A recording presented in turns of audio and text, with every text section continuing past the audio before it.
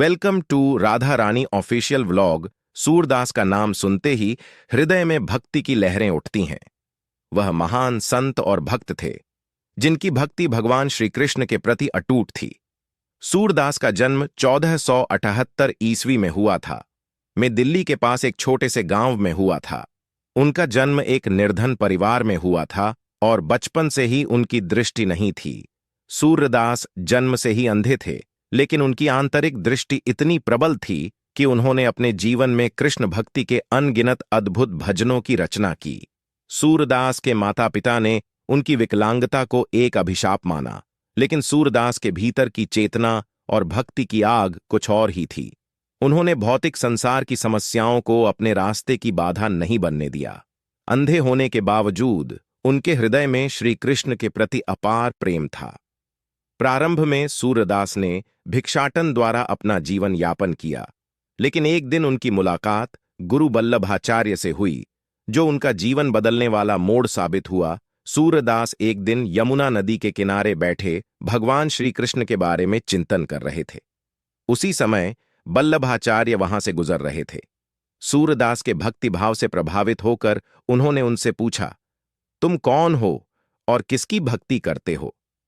सूरदास ने उत्तर दिया, मैं एक अंधा व्यक्ति हूं जिसे भगवान ने दृष्टि नहीं दी, लेकिन मेरे हृदय में श्री कृष्ण की छवि बसी है।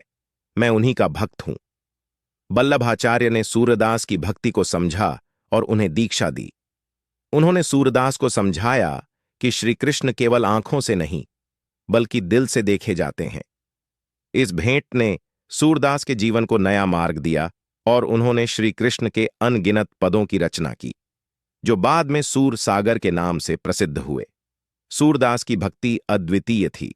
उनकी रचनाओं में श्री कृष्ण की बाल लीलाओं, उनकी मधुर छवि और गोपियों के साथ उनके रास के सुंदर वर्णन होते हैं। सूरदास की काव्य शैली इतनी सरल और मधुर थी कि वह सीधे हृदय को स्पर्श करती थी।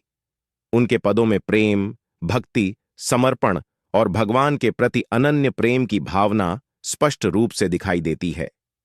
सूरदास के कुछ प्रसिद्ध पदों में से एक है, मैया मोही दाऊ बहुत खिजाइयो, मोरी छोटी पकद्धी पकद्धी जाइयो। इस पद में सूरदास ने बाल कृष्ण की बाल सुलभ शरारतों का वर्णन किया है, जहां वे अपनी मां यशोदा से अपने बड़े भाई बलराम की शिकायत करते हैं। सूरदास ने भगवान श्री कृष्ण के बचपन की लीलाओं को अपनी भक्ति में समेटा और उनकी सरलता और मासूमियत को शब्दों में पिरोया। सूरदास की भक्ति का मूल आधार उनका कृष्ण के प्रति अनन्य प्रेम था। उन्होंने भगवान श्री कृष्ण को अपने जीवन का केंद्र बना लिया था। उनके पदों में कृष्ण का बाल रूप, किशोर रूप और गोपियों के साथ उनका प्रेम सभी पहलुओं में प्रकट होता है। सूरदास का मानना था कि भगवान के प्रति सच्ची भक्ति में कोई भेदभाव नहीं होता। उनके अनुसार भगवान सभी के लिए समान होते हैं और केवल प्रेम और समर्पण से ही उन्हें प्राप्त किया जा सकता है। उनकी रचनाओं में गोपियों की कृष्ण के प्रति प्रेम की भावना भी बखूबी उभरती है। सूरदास ने गोपियों के मन की व्यथा और उनकी कृष्ण के प्रति अगाध प्रेम को जिस तरह से व्यक्त किया है, वह उनकी भक्ति की गहराई को दर्शाता है। उनका मानना था कि भगवान श्री कृष्ण के दर्शन केवल आंखों से नहीं, बल्कि सच्चे प्रेम और भक्ति से होते हैं। सूरदास का अंधत्व उनके जीवन का महत्वपूर्ण हिस्सा था, लेकिन उन्होंने इसे कभी अपनी कमजोरी नहीं माना। उनका मानना था कि यह अंधत्व ही उनकी भक्ति को और प्रबल बनाता है। वे कहते थे कि जो लोग भौतिक आंखों से दुनिया को देखते हैं, वे अक्सर भ्रम में पड़ जाते हैं, लेकिन जिनके पास भक्ति की दृष्टि होती है, वे भगवान के सच्चे स्वरूप को देख पाते हैं।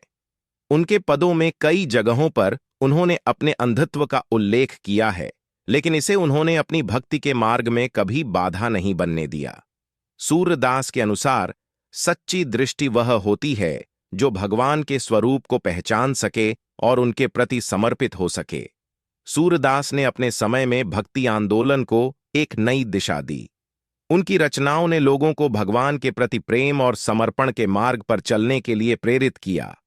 सूरदास का जीवन और उनकी भक्ति आज भी हमें यह सिखाती है कि सच्ची भक्ति के मार्ग में किसी भी प्रकार की शारीरिक या मानसिक कमजोरी आड़े नहीं आती।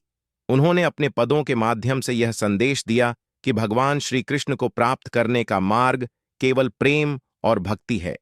सूरदास के पद आज भी विभिन्न मंदिरों और भजन मंडलियों में गाए जाते हैं।